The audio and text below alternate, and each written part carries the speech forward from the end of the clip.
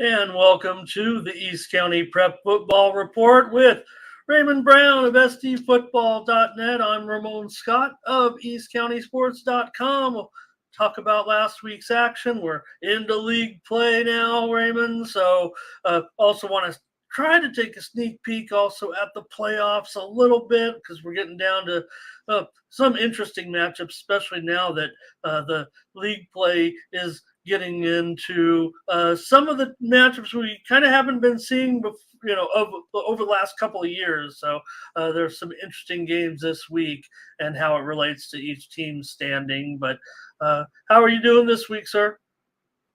I'm doing great, man. Ready to get this action going. The end is near. Things are starting to get interesting. Picture's starting to get clearer, but I'm ready for it. Yeah, and then sometimes in league play, we're on the end of some blowouts. We did have some games that were pretty thrilling, but we do want to get a little bit of coverage with everybody and go out to the game that you saw this past week with Helix. Kind of was the start of the top of the charts. Sometimes I look for other storylines, but can never stop by starting with Helix, Granite Hills, and the two of the top four teams in the county. You went out to this one, Raymond, this week. So maybe we could just take a look at your coverage and see how it went. Yeah, going into this one, I knew Helix had the advantage. Helix was the heavy favorite. Here's Kevin Allen right here doing what he's been doing all year. He has to. Kevin Allen has to be one of the top running backs, not only in East County but all of the county, and he's showing it. Here's this Rylan Jesse right here, showing off a little bit of mobility. Okay, Jesse in the end zone for a touchdown. Yeah. I wish West Hills could have put up a better effort, made this a little bit more interesting, but they were just a little too overmatched. Here's Brandon Arrington using his track speed to take this one to the house. I couldn't believe that Raymond misses. I mean, look, Arrington is just a piece of the Highlanders, but that didn't do it justice. To be honest with you, there, as far as Arrington's speed is concerned, I mean, he certainly could be a threat moving forward in all of the games with that, county class speed. I don't know how else you want to, one of the elite runners in the county of elite speed.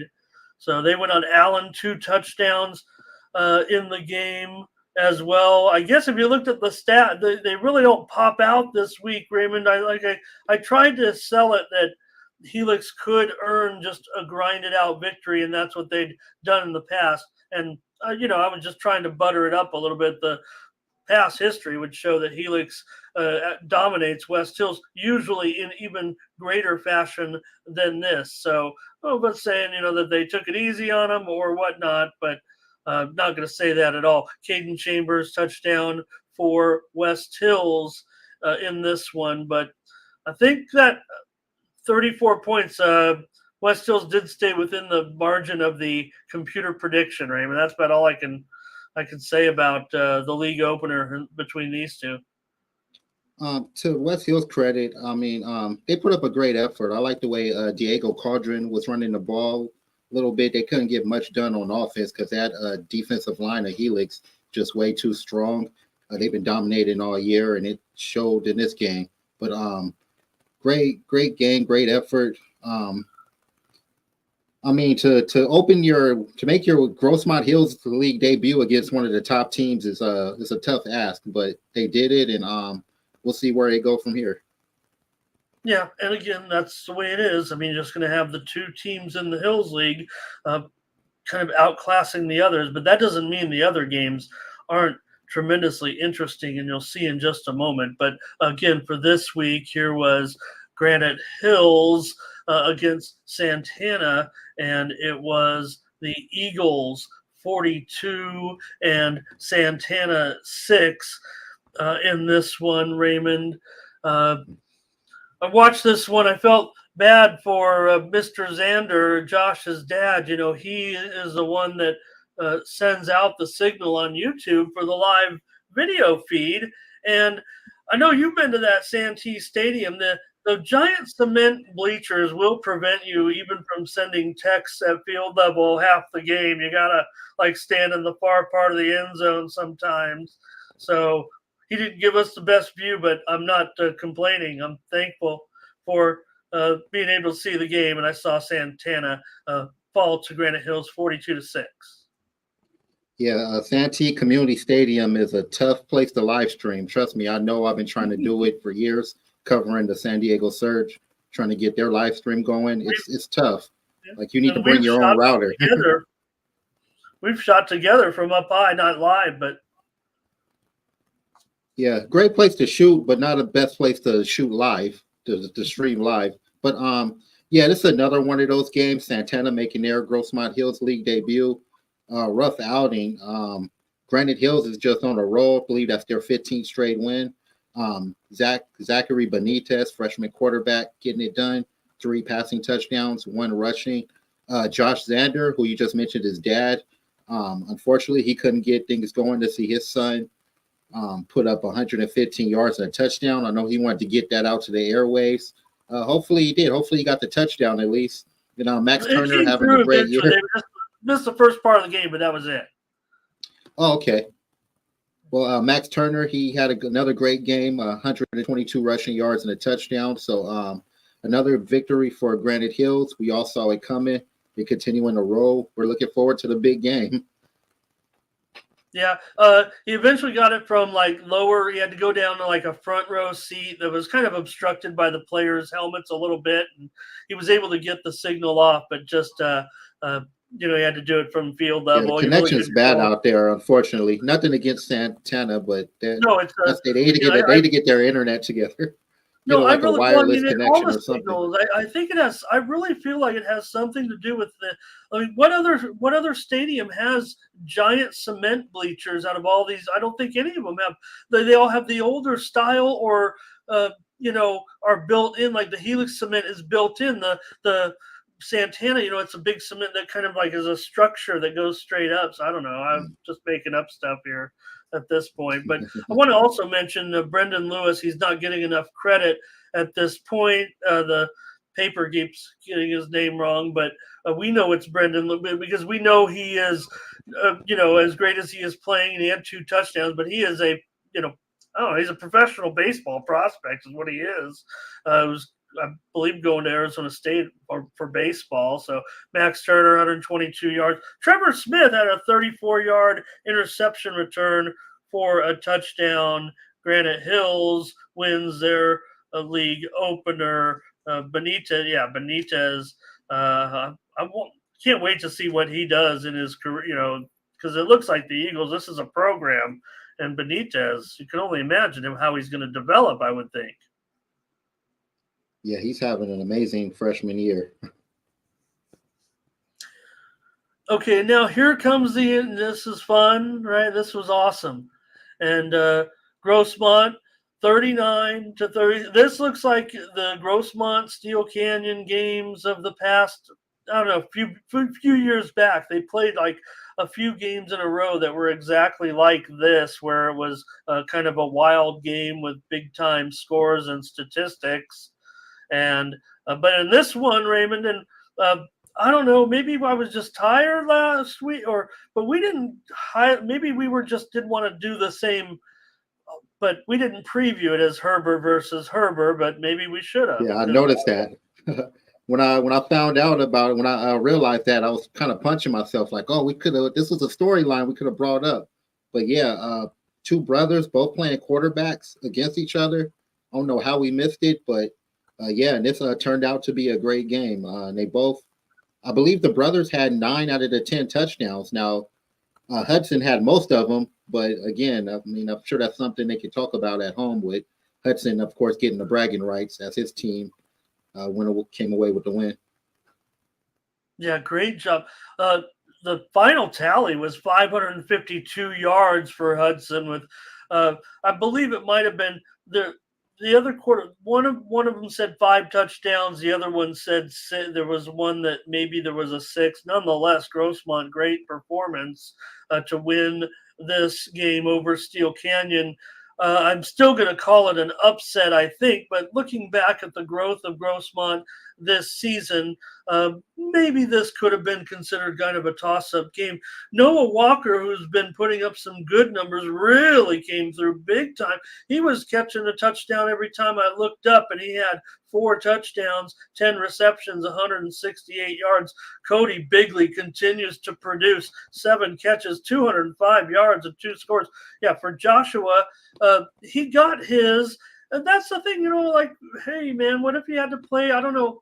It's a great story. I don't even know if it's really been told in depth about the situation, but you guess that, they both want to play starting quarterback. If you're at the same school, you'd have to. And Joshua had a passing touchdown and a rushing touchdown. Jonathan Sablon over 100 yards.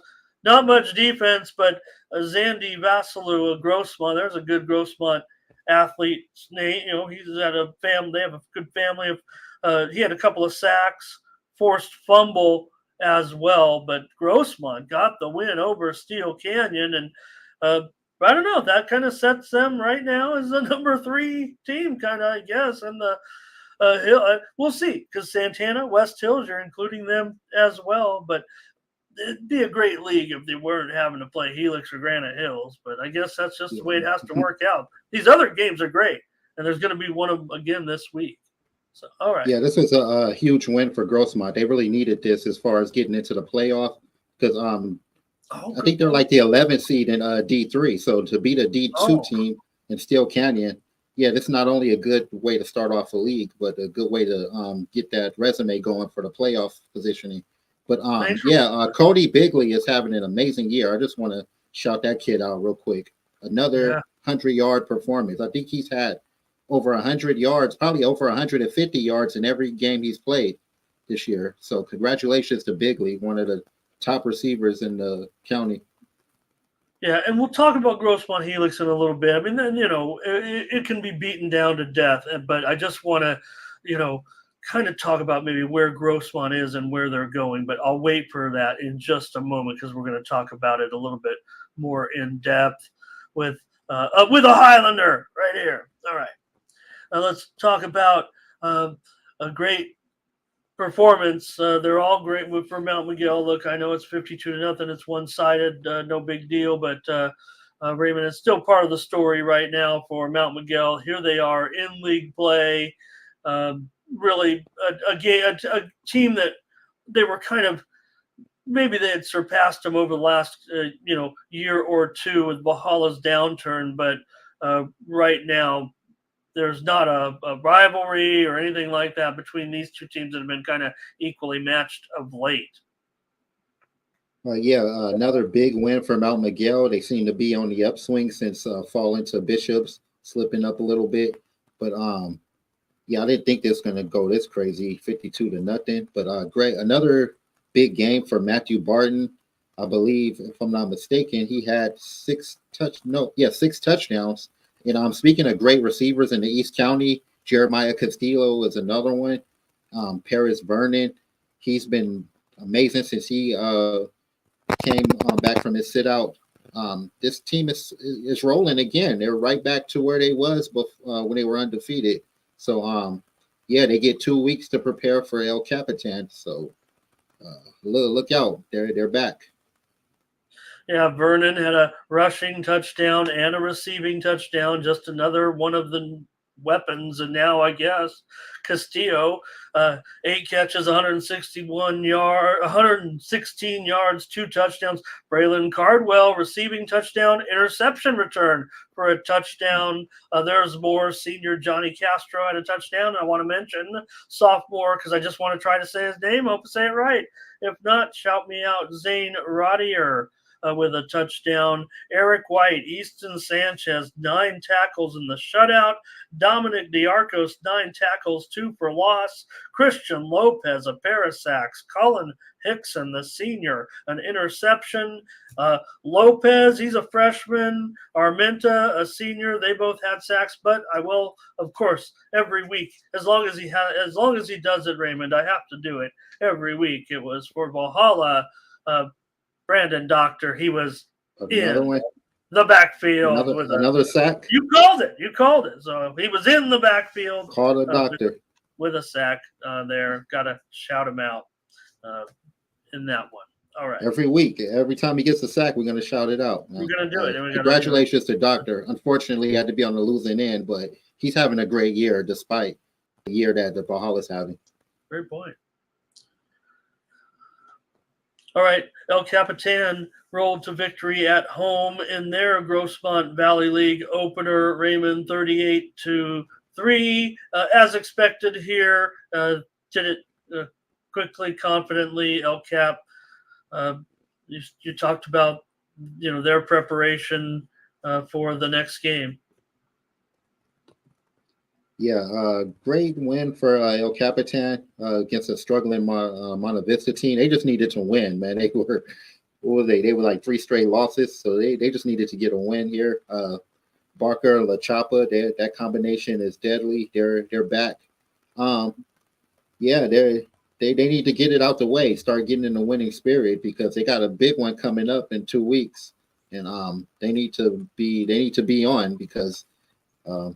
We know what's coming up. So congrats to El Cap starting off league play 1-0 early. Yeah, Barker and Chance, they combined for 4 touchdowns together. I think Barker had 5 total in the game. Wyatt Dunn, a 43-yard field goal. Ryder Lynn, an interception for the Vaqueros. Saxon Plasterer, where you been, Saxon? He's got a fumble recovery. And Gavin Ames had a team-high 9 tackles for El Cap in this one over the Monarchs. I thought I had the field goal kicker, and I'm sorry if I don't right now. We're going to have to move on, Raymond. Otherwise I'll be holding up the show in the background. All right, I can't. I'll get back on that. All right, let's move on to some of the other action. Raymond, you went out to a great game this week. We just want to highlight the Patrick Henry Patriots this week, and their game didn't quite work out, but it was probably one of the games of the year, and you just happened to be there. So maybe you could tell us about it with Mission Bay winning this City League game against the Patriots in double overtime. Oh, here we go. Sorry about that. Yes, hard-fought game by both teams. Patrick Henry is so much better than I thought they was. I needed to see them in person. I was really impressed. This play right here, the refs missed it. Everybody thought he was down, but he realized he was up, and he just kept going, and he almost takes it to the house right here. So, yeah, that play by Caponelli. Going to set up this play right here, the opening touchdown of the game. Patrick Henry goes up early. They get the ball back, and they get another touchdown. So they go up 14-0 early. So Patrick Henry playing great. But here comes Mission Bay. Charlie Hudson's having an amazing year. There's a touchdown pass right there to Isaiah Whitehurst. So here goes another touchdown. So here they tie it up 14-14.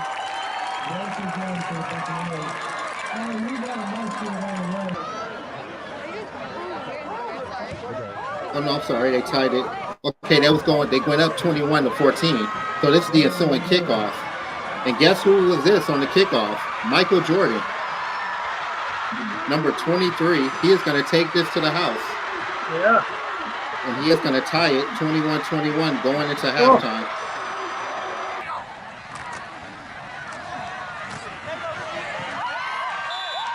So here, that's Ricky Esquire. He had a great game. He's going in for the touchdown. And Caponelli going to answer back. And now it's going to go into overtime, 28-28. So this is the first play of overtime.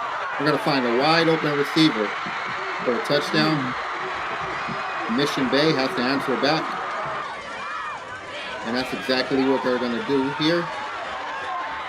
Hutchinson, the former basketball player, for the touchdown. So now Mission Bay get the first possession. And the Esquire's going to go in. So Patrick Henry, one last chance. Ruiz tried to find his target, but great defensive play by Mission Bay, and that's a wrap. 41-35. Hard-fought win for Mission Bay. Unfortunate loss for Patrick Henry, but I'm very impressed with the way they played. And Henry falls to 3-1. Mission Bay getting attention, certainly, still with that strong record this year. So, all right, we'll keep an eye on the Patriots as well. And how about the other Patriots now? We'll skip on over to the Eastern League.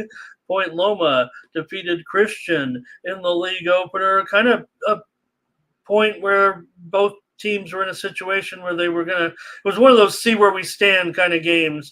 And I'm not sure it was, an unexpected victory for Point Loma. I'm sure Christian feels like they could have performed better, though. Yeah, Point Loma's having a great year, especially Brady Allen. He's doing it from the ground and the air. Yeah, tough loss for Christian. I thought they were going to put up a better showing. But, Dylan Eads had an interception. He also had 3 catches for 48 yards and a touchdown. Amazing year him and his brother is having. But tough loss to start league play. I want to thank Buddy for his comments talking about Riley Jones of El Capitan. I was just going off what the box score was listed on the old internet machine, so maybe we can get that right and get that corrected so we can get the right IDs there. Also, Monta Vista didn't have their kicker. So, okay, appreciate the ID on that, Buddy. Great to hear from you. And, the Pointers had 4 interceptions in this one, including Allen with a pick. Dylan Eads, he had a touchdown reception and an interception for Christian. Probably just falling a little bit short, shows exactly probably where they stand, not only in the league race, but against teams like this right now. Point Loma getting some countywide attention. Christian got theirs, but has fallen back once again. And unfortunately, Raymond, here was the Braves. In a non-league game, they had their winning streak snapped by a very good team. Now, I think the one thing I wanted maybe to ask you about this, I didn't have that much on the game, but the Braves not really having that good of a game. But I noticed Holtville, they're in the new 5AA. Did you comment on the 5AA division? And why is there a 5AA division? Because Holtville's number 1 in the 5AA division. El Cajon Valley is number 2 in the regular 5 Division 5. And Holtville just came into Priest Field, and I can say it now because the Braves are a good team. When they were getting beat, I wouldn't want to talk down on them. They got smacked around a little bit here.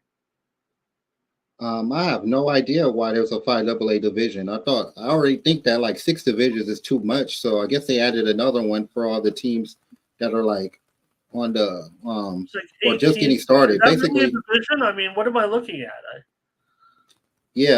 Like there's the Rock Academy is in that division. I think this is their first year of 11-man football, so it's just like the bottom of the barrel, for lack of a better term. Easy. So, yeah, it looks like I think Army Navy's in that division as well. That's a well, that's a great game, but I mean, I would like to see them in playoffs. Which is, I don't know why Army Navy should not be in 5AA. Like I don't even think they should be in 5. They got like 4 or 5 D1 prospects on their team. So yeah, you're right. I don't know why they added that division. I already think there's too many of them. So like I really couldn't tell you. I looked at it. I actually don't have it up there. Army Navy's in that. That's wrong. I mean, that's just wrong. All right. That's too bad. That doesn't, I mean, especially if you're Army Navy, right? You want to compete against, you don't want to go. It's still fun to be that team, is it? Like, remember you'd stack your Little League team? We did. Okay. So, yeah, Holtville's number 1, Army Navy's number 2, the Rock Academy's number 3. O'Farrell. Oh, wait, we didn't talk about them. Sorry. No, we can talk about them right now, but maybe you could clear. Okay, we'll go into that game if you want, because Mountain Empire, though, they're in there, right? Or Well, on the Braves game, let me just get back Yeah, to that. they're number 7. So I think every team in this division makes the playoffs 1 through 8. Oh, So really? It's not a 14. basically, yes, all 8 teams make the playoffs. So it's just a matter of seeding. Another consolation prize, so we don't need. Yeah. Well, again, I get it with some of the newer teams, and um, so Mountain Empire beat O'Farrell. We talked about them. Just want to say in the Braves game that they really was Holtville putting a lot of pressure on Derek DuBose. They came at him. That's, I guess, how you kind of attack the Braves is put pressure on DuBose. They dominated that game. DuBose did have 10 tackles on defense, but Braves had just 113 yards. Mountain Empire, congratulations on their victory over O'Farrell. It was a league game in the Pacific League, Raymond.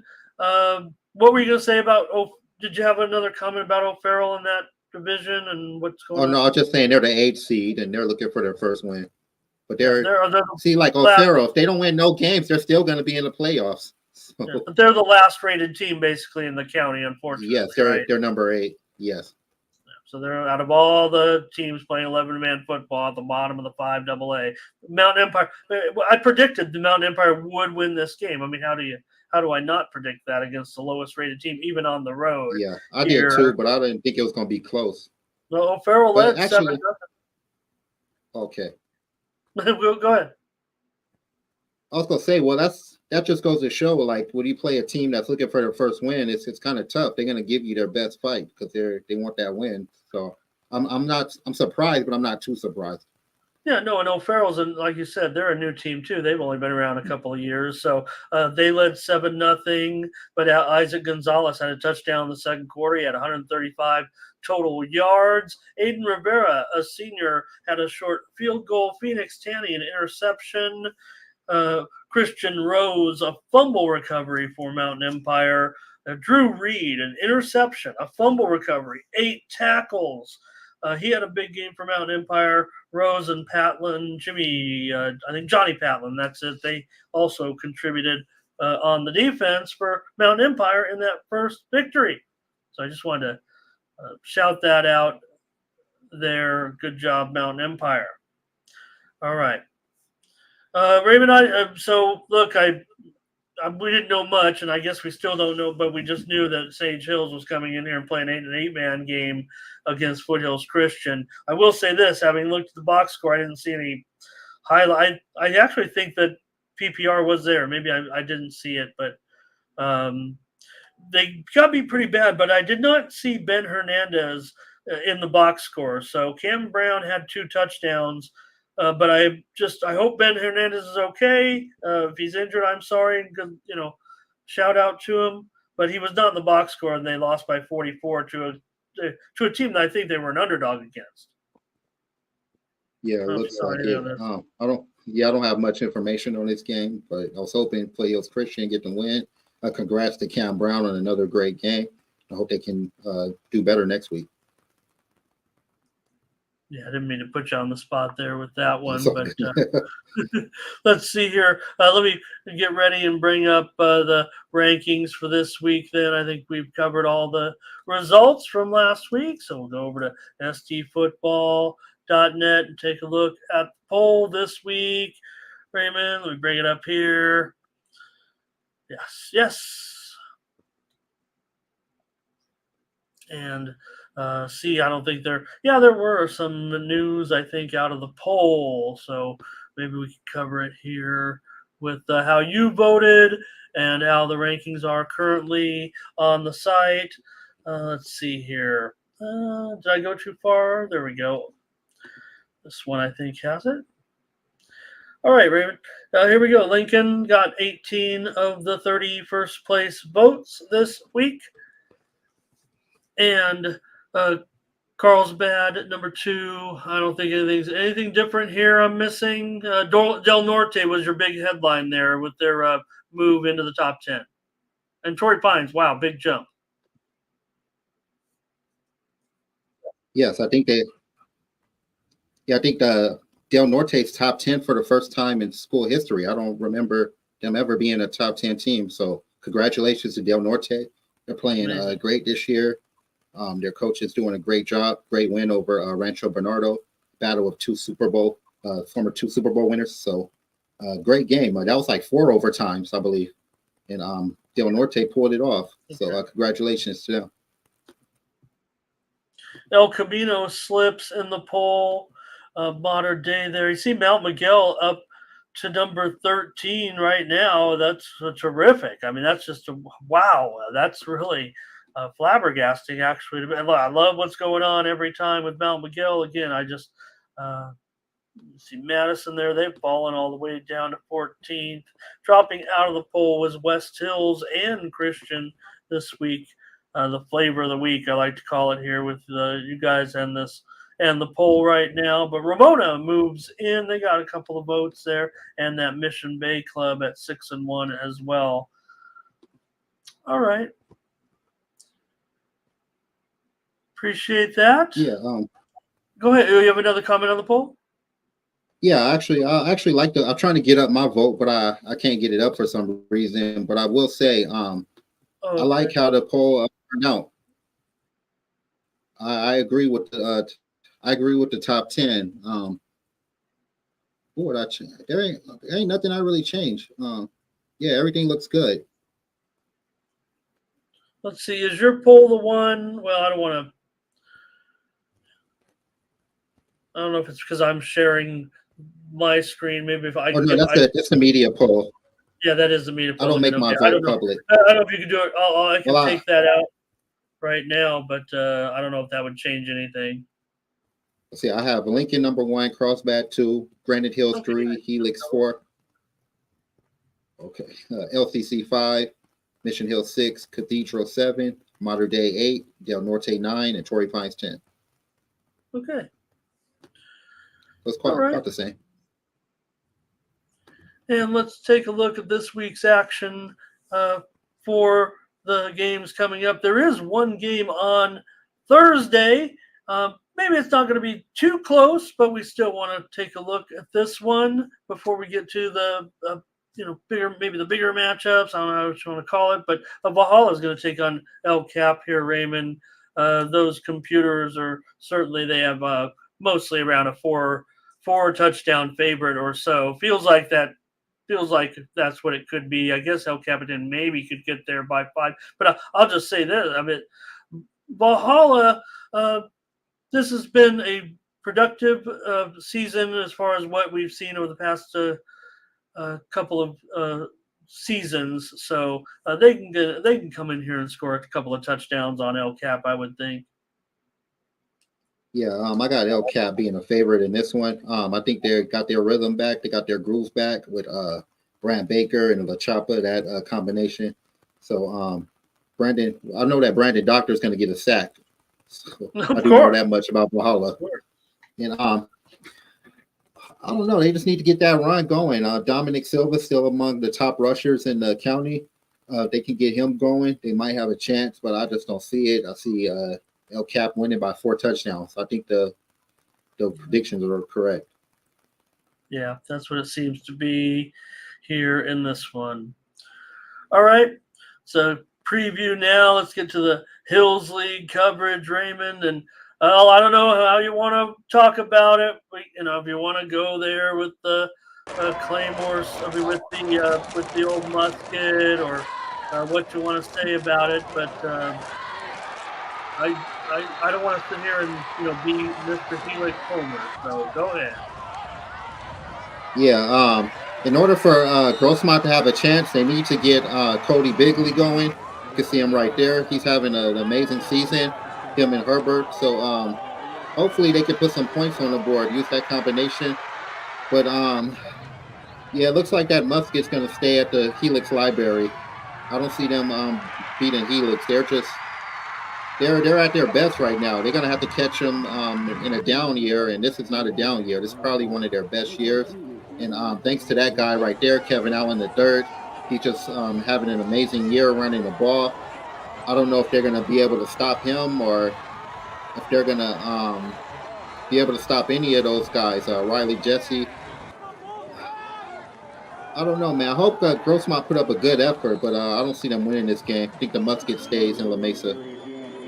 Well, I think one of the most interesting things about this game is right there, kind of at the bottom of the screen, that Grossmont is 1-0 and Helix is 1-0. So that's exciting for Grossmont to come into this game with a league victory already. If I were, uh, Anthony Lawrence, I would just to point to that computer that everybody talks about, and I'd say, look at this. This thing says it's going to beat him. We're supposed to lose this game by 62 points. I don't think there's that. I don't think that's going to happen. I think Grossmont has. I think this offense has enough to. I think there will be a little bit of, if Helix wants to put the burners on, I guess they could. But hey, this is a game to get players in, players with experience. I've seen this game before. Helix can win it. They can win it comfortably here. Probably by 5 touchdowns or so. And that's not the point.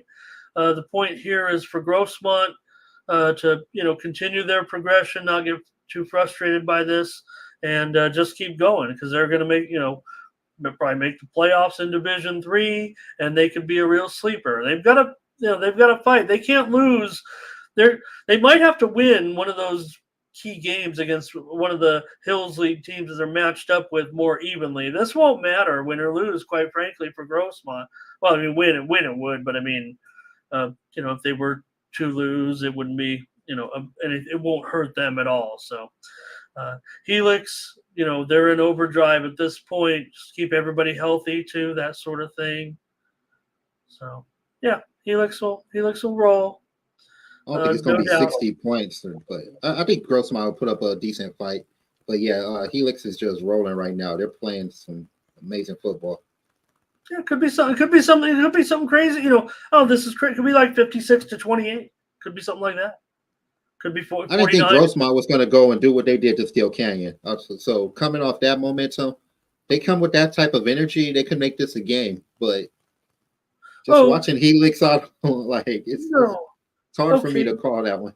Yeah, thank you for mentioning, because that's what I wanted to say when I said I was going to talk about Grossmont later and this development, right? I mean, that it's not about, like I said, if this game ends up at 49-28, or that'd be 49-21, something like, that's fine. That's fine for Grossmont. They don't have to be all, too disappointed. Yeah, you want to compete, you want to beat Helix. We all want to beat. I'm sure they want to win. They ain't won that game since what, 92? That was the last time they won with Tom Carlo at quarterback. I think you were the quarterback at Helix at that time too. That's what I heard. The rumor has it. Yeah, well, look, the funny thing about it is when you have a long streak like this, I just try not to mention it anymore. I feel like, I've beaten it into the ground since I kind of came on doing the video style of coverage that we've been doing over the last, whatever it is, 6-7 years of video now type of coverage. And at first I was like, oh, Helix, but now it's just a matter of, especially in a situation like this where Grossmont with, Anthony Lawrence, who is, really cool. And I feel like this is such a great thing for Grossmont. Look at the numbers they just put up. I mean, 550 yards, that's what you want to see from that's like Anthony Lawrence, right? I mean, that's like what it was like with Anthony Lawrence. What it was like when you used to, when you'd go to those USD games and he was setting records, all that. So this is just the beginning for Anthony Lawrence, I'm sure. But and also one more thing about Grossmont, so Raymond. So it's such a fast developing situation. Yeah, we've seen some athletes now. You talked about those talented receivers they've had. They've had actually good big receivers at Grossmont over the last couple of years. But I think now maybe when you're 0-11, you don't want to play football for anybody. I don't care if it's Grossmont or any other high school. It's tough to get those, kind of those borderline not the ones maybe that are we don't know if I can even play football, but like the guys that are either basketball players or they're just athletes and they don't know if they want to play. Now everyone wants to play because we're winning. We got a winning team. We've got a winning coach. We're doing things. So I think Grossmont's going to have more excitement moving forward. But still, playing the top 2 teams will be tough, including, of course, what West Hills has to do this week when they take on Granite Hills. And here you have Right. another one-sided game where those computers are calling for a 6 or 7 touchdown margin in this one. But West Hills, they're classy outfit, so you just have it. Granite Hills wins the game. It'll be. What do you say about this? Yeah, I know for sure if when West Hills get to the playoff, they're going to be well battle tested. I mean, coming into league play Great off the point. gate, taking on Helix and Granite Hills, two of the top teams in all of the East County. That's wow. They're going to get some experience. But yeah, I got Granite Hills. Like what I said about Helix, they're rolling on all cylinders right now. They ain't showing no signs of slowing down. Their freshman quarterback is playing, it's having the season of his life. Two great running backs in Jackson and Turner. And it's at Granite Hills. So, yeah, I see Granite Hills winning by like at least 4 touchdowns. Oh yeah, for sure, and that's why I say West Hills can come out of this with a couple of touchdowns. If it's like 35-14 or 42-14, 42-21, that'd be a good day for West Hills. So let's go West Hills. Let's keep it within just within that uh, within that 4 touchdown that Raymond just said. Let's just keep it. Let's stay within 3. Let's beat that Raymond Brown point spread in this one. Come on, West Hills. They're 4-2, and yeah, you're right. So that's just the thing right now. Just play this game as hard as you can. You're going up against a great unit, so this will build for you. Don't be frustrated. This will help you in the long run. And here it is. This might be, I don't know, Raymond. This feels like the game of the week. If Steel Canyon just played an incredible matchup with Grossmont, here they're going to be in for another test. They're actually on the road. If they lost to Grossmont last week, I still have to kind of consider, even though this is where a little sketchy right now with the teams that have moved up from the hills to the valley and vice versa because of the fact, well, the teams have moved up to the hills because Steel Canyon and Grossmont were already in the Hills League. Grossmont just beat Steel Canyon, and now you have Santana here. They've been playing better than Grossmont has over the last couple of years, but they're still the Valley League team moving up. So what's going to happen in this game? This is the game of the week in the East County for sure. Santana and West Hills is getting fed to the wolves immediately. Like they moved up when they probably weren't supposed to move up because they were the second and third place team, and now they're just getting fed to the wolves right out the gate. So this game though it's going to be more evenly matched. I think. Steel Canyon, I still like them. Like they still putting up good numbers. You got Nico Jara making plays. You got a great run game. Got Herbert putting up some good numbers, so they can go down there and give Santana a good game. And I still like what Santana's doing. They're still a great team. They just played some great competition and ain't able to hang with them. But it's going to be a close game. I can see this one going the same way the Grossmont game went, but I don't know who. I can't really choose a winner. I'm gonna go with Steel Canyon. That's my safe pick. Okay, because this one is going to be. I think this one, if we had I kind of wanted to like do a poll, but some of the games are so one-sided, and you've had the poll in the past. I've seen you do it. We know, one of the other guys out there does those polls every once in a while. Who's going to win, right? But some of them I'm not too interested in. But this one, I'd really be interested in what the fans think of it because the computer definitely has Santana almost by almost 2 touchdowns. But it doesn't feel like that's going to be the case here because of kind of what you were saying also about Steele. I mean, look, there's nothing wrong. Yes, they lost that game to Grossmont. Whether or not it was an upset or a shock or whatever, Grossmont's on the way back up a little bit. I'm not, saying they're back and Steel Canyon. They had a big night too. But this one just feels like it could go either way. And if you're telling me that the computer said Santana's favored to win by 12 points, I would say, well, Steel Canyon is going to stay within 12 points. It feels more like the game is a toss. But I feel like could the computer actually be this far off? And I'm one of those that we've talked about it before. Maybe I talk about too much on these shows about. I like the computer. I think the computer is actually very accurate. And this is supposed to be like the first week for the computer's real projection, right? October 4th. If anybody follows that computer, anyways. So I don't know. I guess I'll take Santana just because you took Steel Canyon, and maybe I'm just taking Santana's the favorite in the computer. I don't believe it. It feels like a coin flip to me. I guess Santana, they're 4-2. Yes, Steel lost to Grossmont, and I've definitely got to. But again, Steel was just up there with the elites of the. They were the team that was threatening Helix of those years. I know that was now, pre-pandemic now, but all right, I'll take Santana, but I just this is a game of the week. This could go either way. This could is go it. either way. Oh yeah, no, this is the game of the week in the East County. And again, I'd just be interested to see if I had a poll, if I had a button. I should have done it because I want to see who they would pick. Maybe Maffey will have this game as his pick because it's so tough. He only picks the easy ones. Shout out, John. All right. One more here, though. This is an important game, especially Braves don't want to lose this one, Raymond. I'm not saying they will. They are favored to win this game by probably 2 or 3 touchdowns over Monte Vista. But Monte Vista's got to look at it as one of the opportunities they're at home. They have won already. And, even though that they've been in this situation now for 2 or 3 years, this is a game that they feel like they are supposed to be competitive in and can still win, even though the Braves are kind of putting some gap between them and the Monarchs still of late. Yeah, this is going to be an interesting game. I think Elkhorn Valley think they could win this one. They've been having a great year, other than the setback they had last week against Hopeville. Monte Vista, I feel like if they could just run the ball well, they might have a chance in this one. They really need this one. Starting off 0-1, they've had a rough year. They're edging towards that playoff spot. So every win right here counts.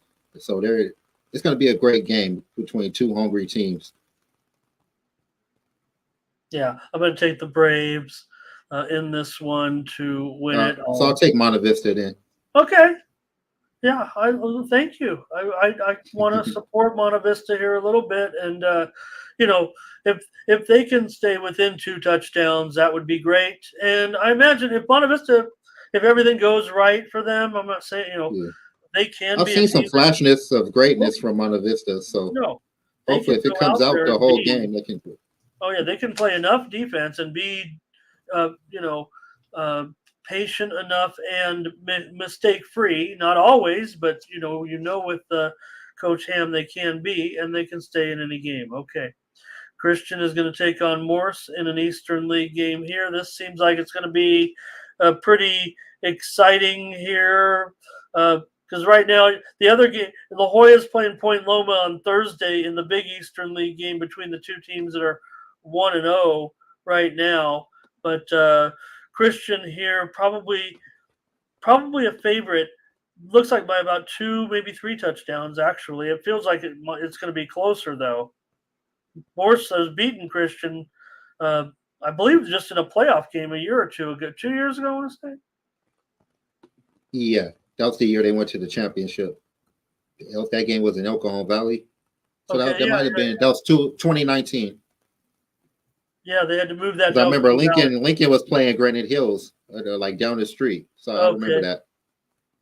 But yeah, Khalif Bloom had a great game against my Cavers. 22 carries for 224 yards and 2 touchdowns. So Morris, they kind of run that. They got that wing T attack. They got some great athletes over there. They just haven't been really getting the wins against the decent teams. I mean, San Diego, they're kind of struggling right now, but that's a good win going into this one. I think Christian got this one. They're more. They've been playing some better competition. I think they got more better athletes. It's at Morris, so it's going to be a tough one. But I got Christian winning this. Okay, great. I'll take Christian as well. But like I said, I would think right now, I think the computer might have it a little bit of a wider margin than I'm comfortable with. Hope Christian wins by 2 or 3 touchdowns. Let's see. The Cal Prep says 24-7. That'd be Christian is playing some pretty good defense, but maybe I think Morris could probably get 2 touchdowns in the game. Christian certainly is good for 3 touchdowns, if not 4, I would think. So that's the way I'd look at maybe 28-14, somewhere in there, 28-17, 28-21. I don't think there'll be much more than that. Bless you, sir. It's okay. I'll get you out of here, too. Just one more game I want to mention will be Mountain Empire of their 1-game winning streak. They're going to take on Tri-City Christian in a Pacific League game. Looks like a big mismatch by the records. The Cal Preps computer, though, has it only an 8-point game. Good luck with that, Mountain Empire. Maybe they're on more equal terms now, schedule-wise or something, but Mountain Empire would have to come with it, I would think, to right now stay within a couple of scores, feels like. So, all right. All right, Raymond, thanks a lot. Oh, let's take a look at your players of the week, and then we'll let you go here and share with us. You got Zach Benitez up there with the picture there. Look at him. That's a freshman, folks. Looks pretty good. Yes, 4 touchdowns for him, 3 passing, 1 rush against Santana. So I had to put him on there, and had to put him on the cover. No doubt, Bram So, Barker. great year overall for Benitez. Yeah, the best is yet to come. Probably Bram Barker there, 232 yards and 5 touchdowns. Matthew Barton, you have 275 yards for him. Cody Bigley, the UT got his name wrong, so shout out Cody. We know you're our guy. 205 yards. You mentioned his stats. Jeremiah Castillo, big game for him. I'll just say, hey, what's up? Only 2 touchdowns, Jeremy. Every time I say something, he goes out and has a big game. So, well, Mount Miguel, they spread the ball around. They got new people scoring every week. Can you imagine that? You said they were coming. They said they were coming. And look what look what Mount Miguel has. There's Hudson Herber. Really, if anything, I know Benitez have that art and everything, but Herber, the 552 yard. You get my vote, Hudson. You're my player of the week this week, sir. Chancellor Chapa, 4 touchdowns there as well. Appreciate you shouting these guys out, Raymond. Paris Vernon, let's put him in there, 156 yards, 2 touchdowns in the game. Honorable mentions, Kevin Allen III, a measly 80 yards rushing and 2 scores for him this week. Thanks, Raymond, for highlighting our East County athletes on your website, stfootball.net. We'll catch up again next week with you and recap these games and preview more East County Prep football action. Thanks a lot. Thank you all for tuning in, and thank you, Ramon, for having me. I appreciate it. No, I had a good time this week. Let's get some good games. It's tough to talk about some of these blowouts. So come on, underdogs, let's go. All right, for Raymond Brown, we'll get some. I'm Ramon Scott. Thanks for joining us.